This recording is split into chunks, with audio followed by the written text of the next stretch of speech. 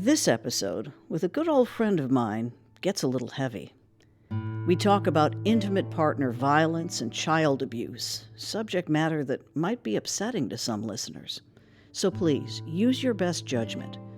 If you or someone you know is experiencing violence at home, call the National Domestic Violence Hotline at 800-356-6767.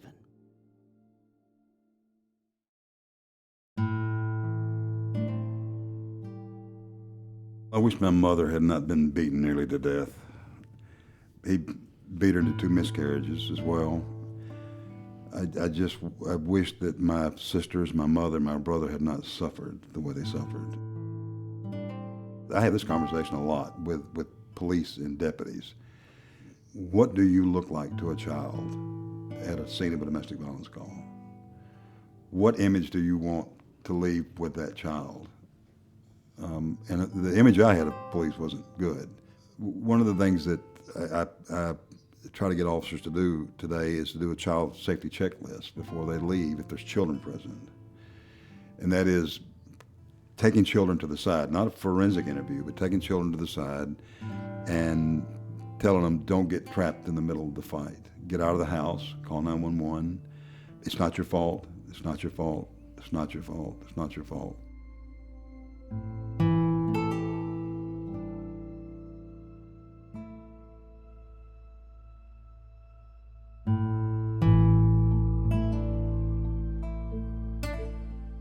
Former Metro Police Lieutenant Mark Wynn has made it his life's work to train police and others how to identify and prevent domestic violence. He knows this world of power, control, and abuse all too well, because as you just heard, he survived it. With his boots and hat, he looks more like a gentleman farmer these days than a cop. But Mark's powerful personal story has enlightened and educated countless law enforcement officers and survivors. There's a new documentary about Mark, and you know how I love docs. It's called This Is Where I Learned Not to Sleep, and I highly recommend it. And here's an idea. Why not make it a double feature? It's Banner & Company.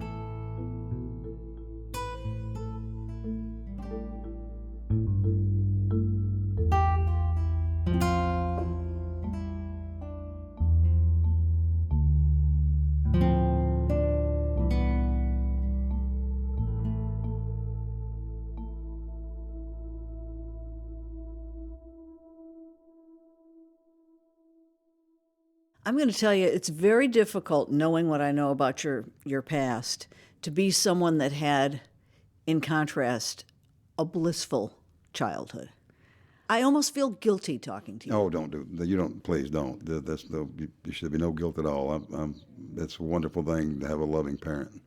How hard was it to keep that part of your life secret from your buddies and your schoolmates, or did you? You know, I don't think I thought much about hiding my experience. I think the kids that I played with, and we lived all over Texas, all over South Dallas, Mesquite, and Lancaster, and Midlothian, Waxahachie, Waco. Lived a little while in Tudhope, Oklahoma. The kids I played with were all poor. They were, we didn't live in the high rent district, so a lot of them were experiencing the same thing that we were. It didn't seem different. No, it just seemed like another day. It was nice to get out of the house, to get away from it, obviously, and hang out with my friends. But it just seemed like, at the time, I didn't reflect. You don't do much of that when you're a kid, but it seemed normal for me. And then you sort of grow accustomed to it, but you don't. I mean, as I've grown as a human and as an adult, and somebody who's been lucky enough to be around some really, really smart people about exposure to violence and what it does to your brain at an early age, and the intergenerational nature of domestic violence. I've looked back and sort of tried to find the image of me as a little boy in school. And the teachers didn't know who I was. I wish they had. I wish there'd been some wise, counselor that said, "Come in my office, let me talk to you." I think that might have made a difference. I don't know that in those years that there were any options for intervention because it didn't exist. I mean, shelters didn't come along to 72, 73. Right. So, you wonder what it would look like. But again, when I step back and look at it from a distance, I think, that I've got to make some meaning out of it, and to have gone through that, and it's not the worst experience. I mean, I've seen a lot worse because when I worked in homicide, I used to deliver death notices to mothers whose daughters had been killed in domestic violence cases, and that's something nobody wants to do. But when you do that, you almost, I'm like you said you felt guilty. I almost felt guilty about my own experience. Of having because you were still alive. I was alive, yeah. My brother was alive. My 3 sisters were alive. But it also gave me a heavy dose of humility to sit in a living room and tell a mother and father, your daughter's boyfriend murdered her last night. And then, deal with the aftermath and get to know these families and work with them and try to come. Closure's not a word anybody in my business understands. Right. That's not a word I understand. I wish either. We'd stop using it. There's no real closure when part of your heart's pulled out. This was not your biological father who was the abuser. Stepfather. Yeah. And when did he come around, and how did he get there? Oh, my mother met him in Columbia when I was about 5. It's a long sort of a weaving story, but my natural father was a career police officer and a judge in Columbia. Ed Workman was his name. When my mother left Tennessee after she met my stepfather, I was removed from him. I didn't grow up with him, didn't get a chance to meet him and learn from him as a child. But as a teenager, we reunited in Columbia and became good friends. But my stepfather was a crop duster. Big, handsome, 6'2". You saw him in the film. Yeah, good looking. Handsome fellow, looked like a kind of a movie star. And he took us to Texas. And this is one of those things. When I train police and others today, I talk about be aware of the quick romance. This is the web. You don't realize it's happening to you. So the quick romance, hurried marriage, and then he moved us to Texas, and once we got there, we were pretty much isolated. I mean, this was before, cell phones and internet, and we didn't have a telephone. Was your mother just needing a provider at that point in time, or was this movie star looking guy, like you said, the quick romance? I never asked her that question. I can tell you my mother was fearless. She was a Columbia farm girl and worked as a man until she was 18 on a farm in Columbia. Her father took all of his daughters out of school at the 6th grade because that's all they needed, my grandfather. And she got out of the house pretty quick, and she was very self-sufficient. She was actually in the 50s. She ran a truck stop on Highway 31 called the Country Kitchen before the interstate system was in place, and she had an all-female staff. She ran it herself. It was kind of unique. She was and it was truck drivers in the 50s, so you can imagine how tough that crowd was. So I remember very well living in the back of the truck stop and on Highway 31 south of Columbia. It's called the Old Country Kitchen. So she wasn't needy in a sense. She wasn't destitute. So she worked 2 or 3 jobs all her life. Even during the abuse with my stepfather, she would work as a waitress all day, and she would cut meat in a grocery store at night. And then that's hard work. Physical. Yeah, no, I used to watch her. When you big family, small house, you get a chance to see people. And I have images. I used to watch her come in from work late at night, take her shoes off, and sit at the kitchen table, and grab her something to eat, and just rub her feet. Because she's standing up all day long, and then knowing that she had a drunk abuser in the bedroom and 5 children who needed to be fed. This is the courageous nature of these kind of people. I've seen my mother many times over the years as a police officer. So was this guy charming to you? Charming is not a word I would use with this guy. He was one of those people who never smiled much. And as I grew older, I got a chance to meet some of his relatives, and his father was extremely abusive. He was a West Texas Baptist minister who abused him, and he practiced what he was taught. This is the nature of it. But I mean, we lived with him. He was a father because he was in the home, but he was a pretty poor example for me. And then he physically worked over my brother more than me. My brother was older, and he got broken bones and concussions and a lot of other stuff. And he was starting on me. And I think, when I look back after all these years, it may have been one of the reasons why my mother got out quick, because she saw that I would eventually kill him.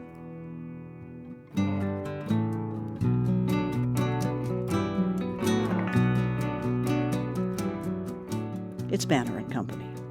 We'll be right back.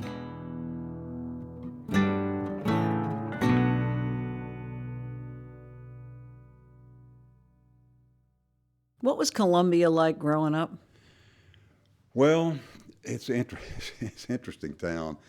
My family settled there, but during the Civil War, my family came to Tennessee. My great-great-grandfather was in the Illinois infantry and fought here at the Battle of Nashville. Actually captured his own brother, who was in the Confederate Army, here at the Battle of Nashville. Whoa, captured Yeah, I've got all this I've got all the receipts to prove it. And so my family stayed here on my mother's side, my paternal side. They stayed here, and I grew up my teenage years, but my younger years, from 5 to about 15, I grew up in Texas. Well, talk a little bit. I had no idea that you were a reporter at one point in time. I was. I worked for 2 newspapers, actually. One was the Murray Independent. It was a small weekly in Columbia that we started. Our idea was we were going to put the local paper out of business, and it flopped after about a year. I was a sports editor and janitor and circulation manager. So you do all these things in a small paper. And then I went over to work for the Daily Herald, which was a 6-county, 35,000 daily. And Sam Kennedy, who was a publisher, he hired me, and he said, I said, I'm going to be a reporter. And he said, okay. So he took me back to the press room where the presses were. They had big, massive Goss presses. They were gigantic. And he said, what do you think about those? And I said, that's really impressive. He said, well, you're going to clean those until I know you can be, until you're ready. So I was hip deep in ink for 6 months, and finally he came back one day and he said, you ready to be a reporter? And I said, yeah. And he said, well, you've got ink in your blood now. So he put me to work on the police beat, and I just fell in love with newspaper business. But you can't make a living as a reporter, not in those days anyway. So, and I had eventually my eyes set on being a cop. But I tell you what it did, Demetria.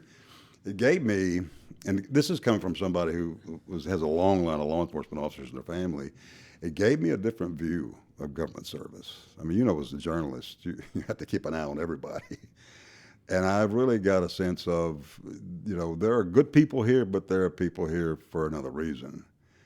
And I carried those lessons with me when I got into policing here in Nashville. As a matter of fact, at the academy here in Nashville in 80, I was going through the class, and they taught the media class, and the instructor was John Ross. You probably remember Chief John Ross. He was the instructor, and he said, I'm telling all of you, the best thing to do when a reporter confronts you is to say no comment. And I raised my hand. I said, boss, no comment is a comment.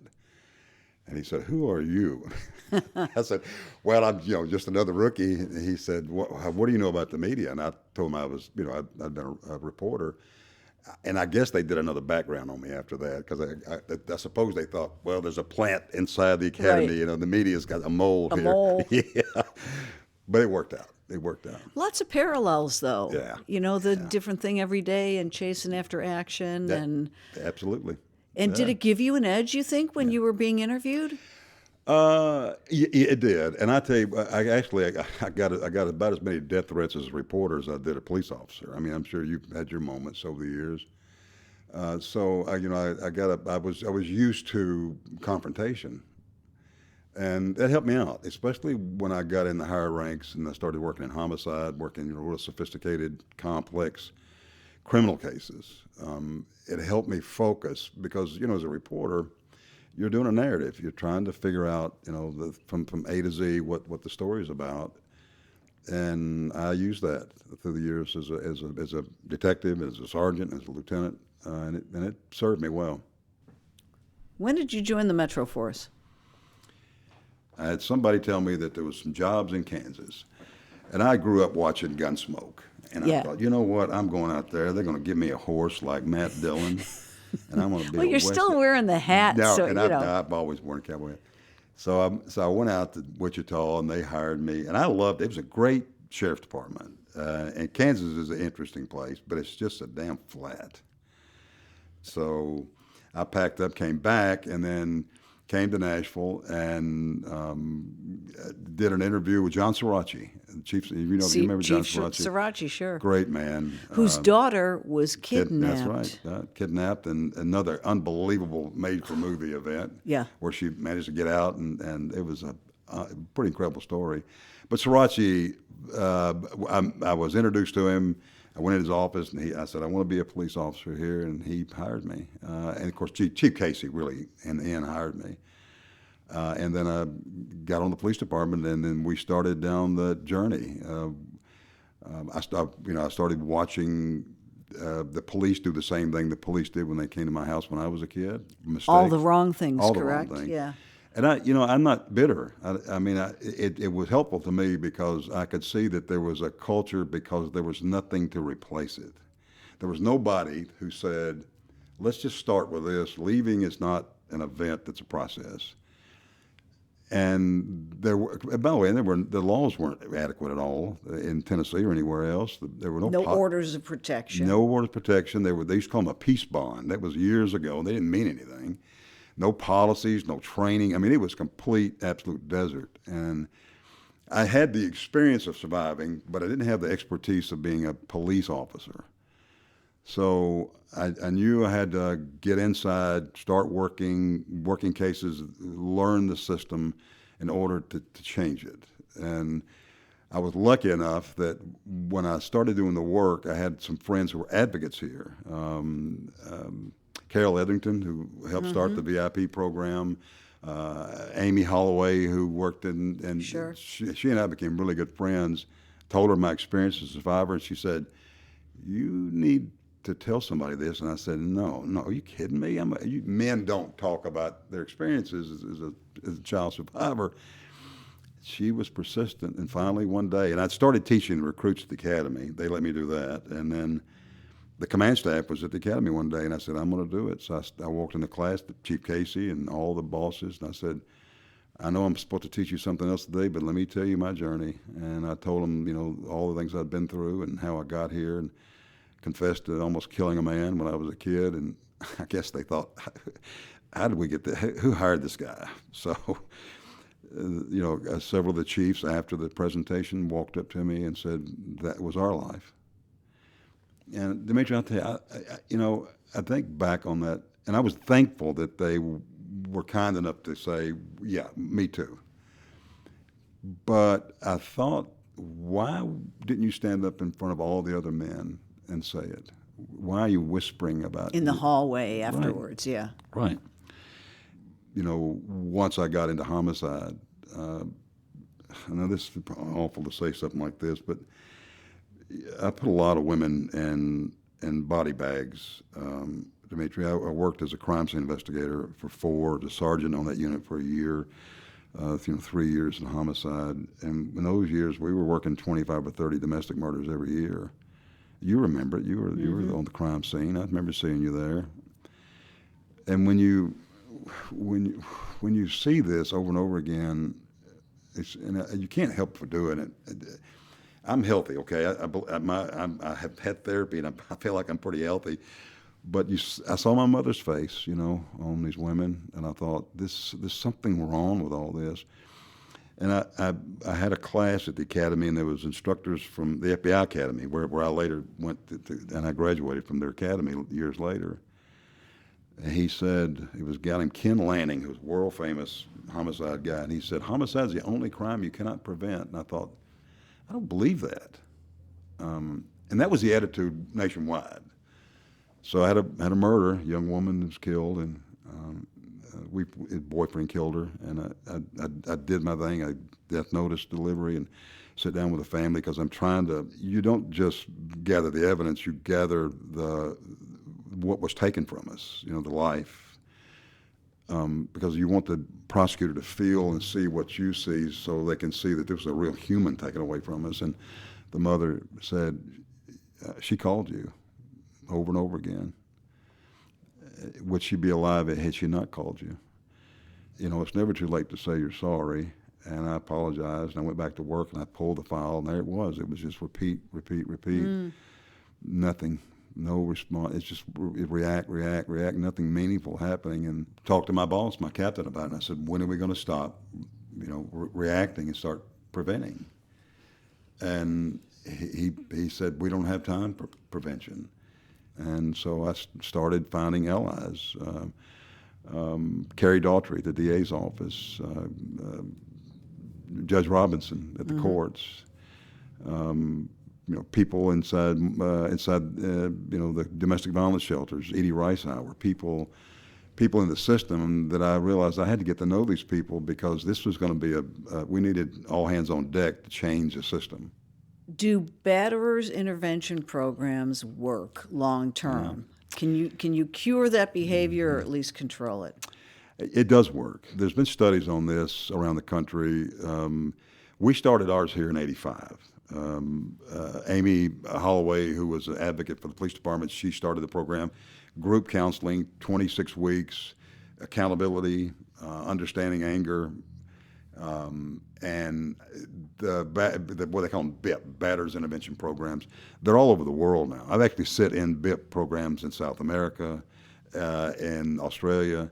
So they do work, but the condition is that there's got to be a consequence if you don't go to the sessions. DOJ studied it and basically said the most effective ones are where there is a consequence, like probation, saying we'll violate your probation, you're going to go to jail. So there's high completion rates when the community, keeps an eye on these offenders. But it's not 100%. The thing that has to happen, Demetria, is there's got to be a community intervention. You can't arrest yourself out of this problem. You can't. The criminal justice system was never designed to deal with every crime to begin with. We'd have to hire a million police officers for every city.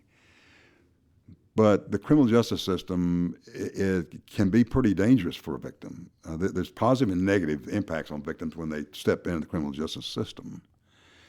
So you got to offer different things. And there's a lot of people looking at restorative justice today. I know the DOJ has put millions of dollars into examining, is it worth it? Not every victim wants to go to court. Certainly when you get diverse populations, they don't want to come around to government services at all because of the history. A friend of mine, Neil Websdale, wrote a book called Policing the Poor. And he came here to Nashville, and I introduced him to some of the women in the housing developments. I worked, when I was a sergeant, I had John Henry Hill, Preston Taylor, I had Cheatham Place, Fisk, Meharry, State Prison. I had a big zone. So I worked over there for 5 years, so I knew a lot of the women, black women, who were also victims of domestic violence, and learned to understand community trauma and what it meant, the face of white officers in the black community, what it meant to them, and how that was an obstacle to reporting their own victimization of domestic violence. So there's a wide variety of issues you have to deal with, and not one sort of program fits everything. There's got to be different solutions for different victims.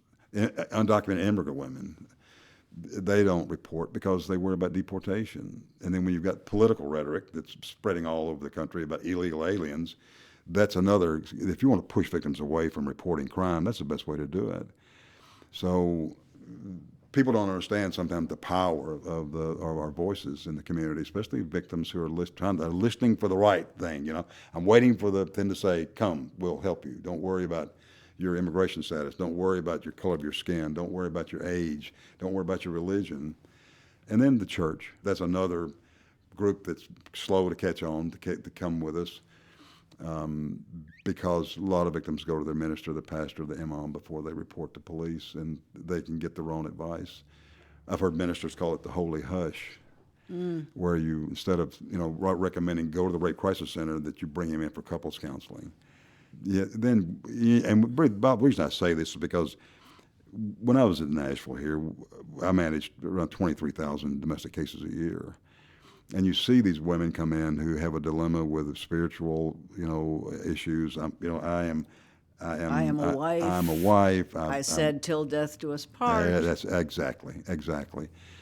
And you hear what the offenders will do. They'll take scripture and pervert it to keep a victim in the relationship. But when you get ministers who figure this out, they'll often say, don't let the Bible be the belt he beats you with, which is pretty powerful because there's a lot of people don't report because we don't know the numbers. I mean, the rape reporting is still about 17% to law enforcement. Yeah. And there's an incredible amount of rape in domestic violence. This is the other thing that a lot of people don't realize.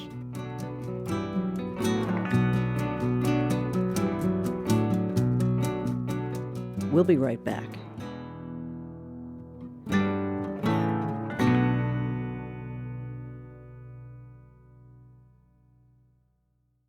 It's Banner and Company, and my guest is Mark Wynn, domestic violence survivor, former police lieutenant, and the subject of a new documentary film about his life and work called This Is Where I Learned Not to Sleep.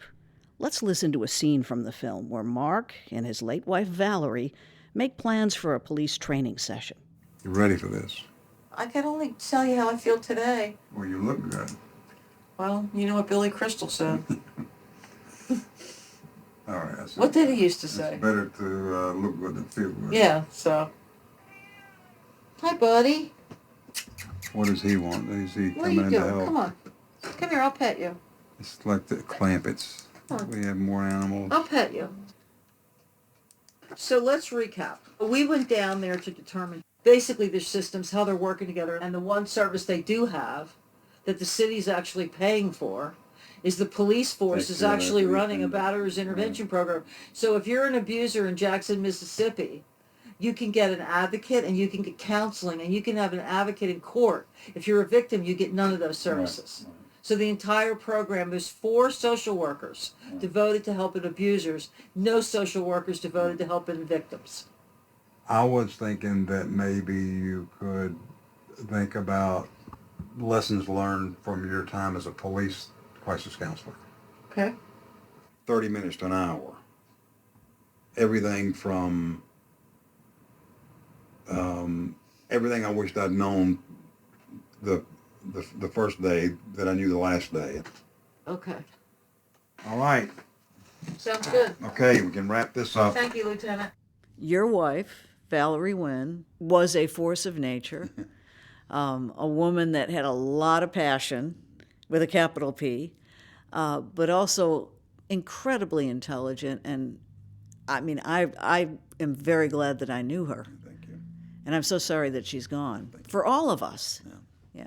Well, first of all, she loved you, by the way.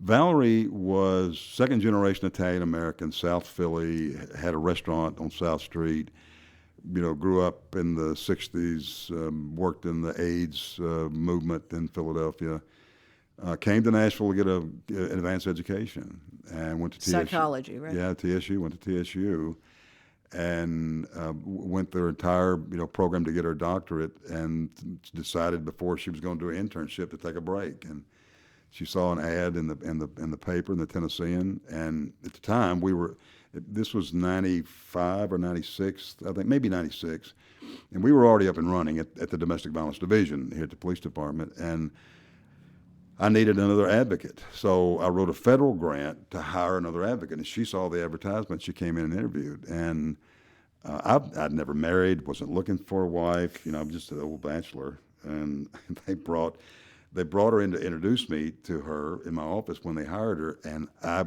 fell in love with her the first time I saw her.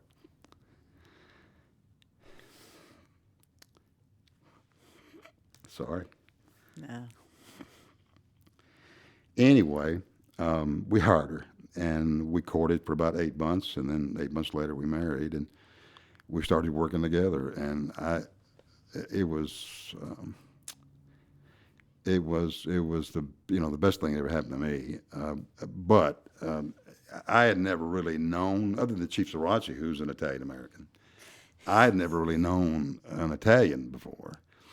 And my life changed like overnight. This is just, I feel like I'm just sticking my finger in a light socket every 5 minutes. It's like, who is this person? And she was just fearless.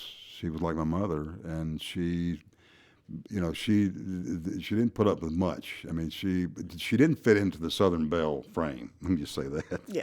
So I think that's an understatement, but in the best possible way. Yeah. So, But for those who don't know, she went on to found the Mary Parrish did, Center, yeah. which is named for your mother. Yep. And just tell us a little bit about what made it unique. well, we were training. Actually, while we were still at the police department, we teamed up and we trained together. And when she decided to leave the police department, she wanted to start a nonprofit. And she saw as an advocate working directly with crime victims, she saw the gaps in the system for victims, protective orders, counseling, food, transportation, all that. So she started this program. Her and Whitney Blanton, who works at the Family Safety Center, her and Ruth Guerrero, they all got together and said, let's, with help from Jean Crow, who was at these are all my sisters. She said, let's start a program. So she did. It was down on 2nd for years, and then moved over the river to East Nashville. And it's the Mary Parrish Center, named after my mother, Mary Parrish. Now, she never met my mother, but it was and I had nothing to do with naming. They just decided to name it that, and I was honored. And it's a transitional, not emergency shelter, but transitional, which means you stay there for 2 years. Right. Free rent, free utilities, medical, mental health, language, jobs, training, Community. everything. And lovely furnishings, because I remember Valerie said she and I were thrifters, and Yeah. she would find some of the most amazing stuff. These places looked like they were decorated to the nines. Yeah. Well, and it's interesting because when she started the program, people would want to bring her clothes, and she said, "I'm not giving a woman somebody else's underwear. Give me some money." Exactly. So she set a standard, and it made sense because what she would do, a woman would come into the program, she'd let's go shopping, and she'd take them out and buy, and when you're a domestic violence victim, you're not worried about how old your brassiere is or your shoes, or whether you've got a dentist or not, whether you've been to your gynecologist in the last 8 or 9 years. That's not something on your mind. You're just trying to survive. And Valerie knew that. I mean, I watched her work with victims, and it was amazing. She had the touch, and she would start off by just saying, "Are you hungry?" And that's an Italian thing on top of everything else. Let me feed you. They'll feed you till you explode. And that was her high quality connection that she made with all of her clients. We call them clients. And I think the number's around 10,000 now since the program was opened almost 24 years ago. You allowed a film crew to follow you around for, half a dozen years. Why, and was it a good experience in the end? I'm out on the road a lot, so I was doing a training in Loudoun County, and a woman called me from New York, a filmmaker, and said, she introduced herself, said, we do, social causes films. We just did Homestretch, was about homeless teens in Chicago, and Emmy Award-winning program. Take a look at it. We'd like to come and follow you around. And I said, why? She said, well, there are a lot of men, in the battered women's movement and for law enforcement. So I said, no, I've known that. It's been, it's been lonely for a long time as far as men go. But anyway, they came down and they watched me train. And when I do a community event, it's not just a instruction. It's more of sort of a tent revival. It's bringing groups together in a room, talking about the root causes, the impacts, the voices of victims. And they said, we're going to follow you around for a while. And 6 years later, we have a documentary called This Is Where I Learned Not to Sleep. And the title, they didn't have a title for the program, but they took me back to one of my homes I lived in Texas. And when I walked in to the house, walking back into your trauma is not an easy thing to do, but I did, and my reaction was, this is where I learned not to sleep.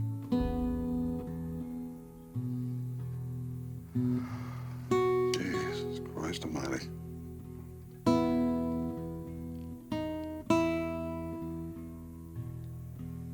House of Pain. Looks happy now.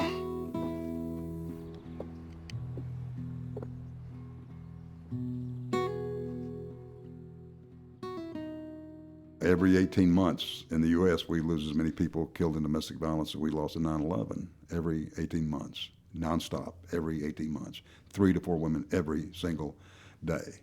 Men don't report, and that's another thing. I'm reporting.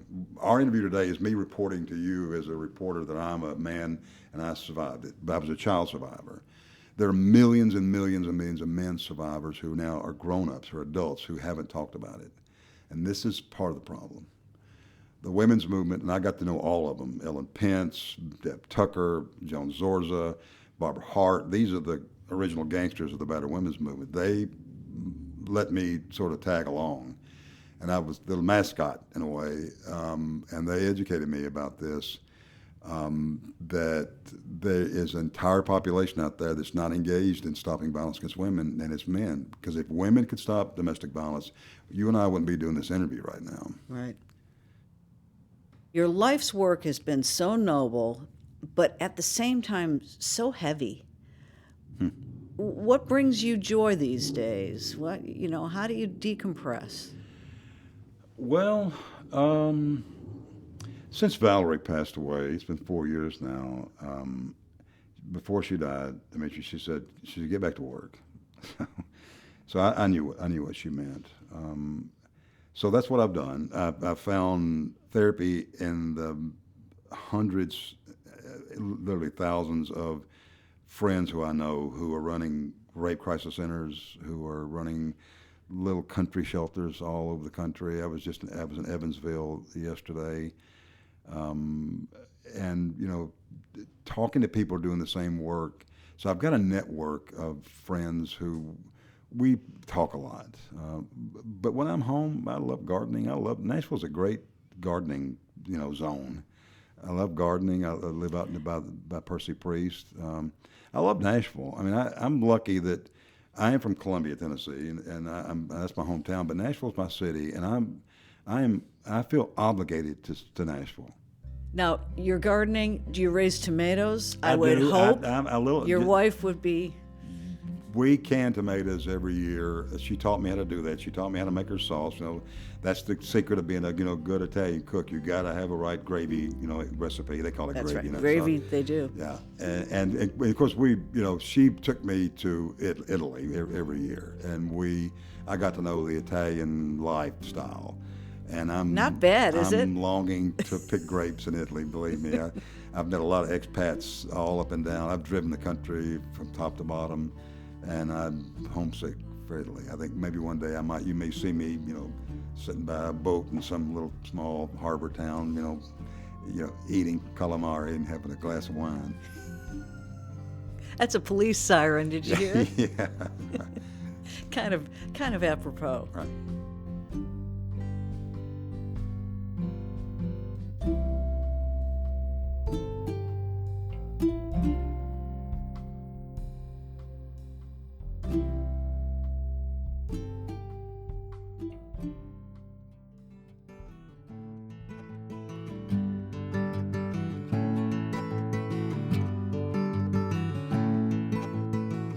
Banner & Company is a production of the new Nashville Banner.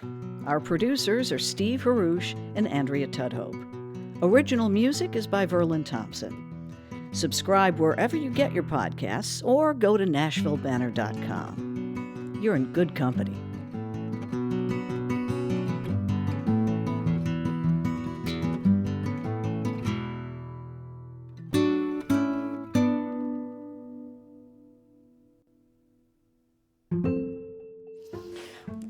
You see this fancy fishbowl? I do. Okay, there's 2 little pieces of paper in there. Yeah. That's a question from one of our previous guests, or maybe future guests. Yeah. And grab one, and All right, let's see. it might be a toughie, it might be an easy one. Okay, let's see here. I know this person from Valerie Meese. How do you think most people would describe you? That's just something you don't think much about, do you? I mean,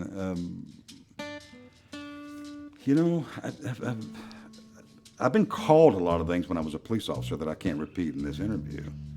But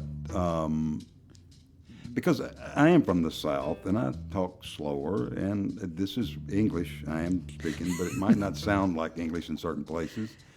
I sort of weave stories into my course material, my objective in a community, and I make it more personable, and I make fun of myself. I make fun of, men and how we struggle, and I use examples and, old Southern sayings, and I had a shelter director not long ago said, you're sort of the Mark Twain of the domestic violence movement.